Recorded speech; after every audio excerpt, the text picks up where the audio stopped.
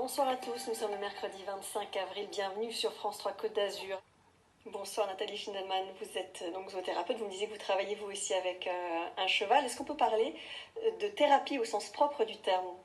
Oui, c'est une thérapie, mais une thérapie non médicamenteuse avec les animaux. Ça veut dire que les médecins préfèrent qu'on parle de médiation, c'est ça, animale? Disons que le terme médiation animale est souvent plus adapté que zoothérapie, où vous avez déjà le terme de thérapie, et c'est vraiment se servir de l'animal pour arriver à un bien-être de la personne et à un mieux-être.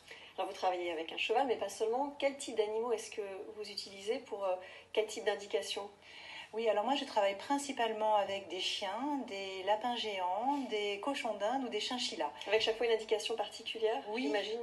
Oui, c'est-à-dire que j'adapte l'animal au lieu dans lequel je vais aller et à la pathologie de la personne que je vais rencontrer. Alors on va en reparler plus en détail, mais on va d'abord voir un autre exemple qui nous emmène à Lille, sur la Sorgue, près d'Avignon. Vraiment la thérapie, là, c'est plus du plaisir.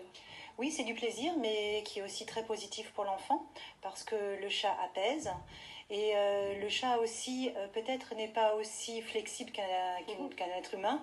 Et ils apprennent aussi, dans ces cas-là, à gérer leurs émotions, leurs forces et à respecter l'animal. Quel est le public, finalement, qui, selon vous, a le plus de bénéfices, tire le plus de bénéfices de la présence des animaux? Les personnes âgées, peut-être? Alors moi, je travaille principalement avec les personnes âgées et beaucoup avec des personnes âgées qui ont la maladie d'Alzheimer.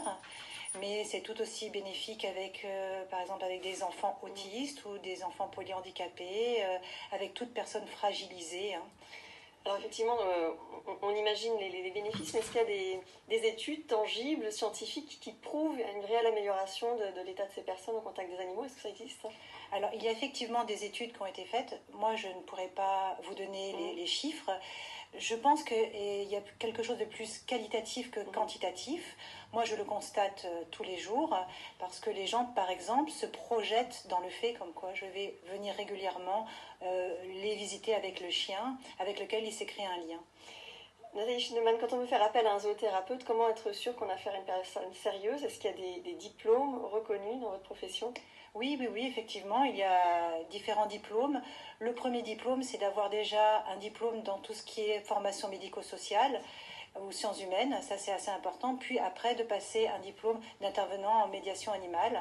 Et après, un certificat de capacité pour pouvoir avoir, disons, l'autorisation d'amener des animaux dans un lieu public. Merci beaucoup Nathalie Schindelman, et je précise que vous travaillez notamment pour tous les EHPAD de la commune d'Antibes. Merci d'être venue nous voir. Je vous remercie. Et je précise également que vous avez écrit un livre, La zoothérapie, mon animal, je peux vous aider, qu'on peut trouver dans toutes les bonnes librairies. Merci beaucoup.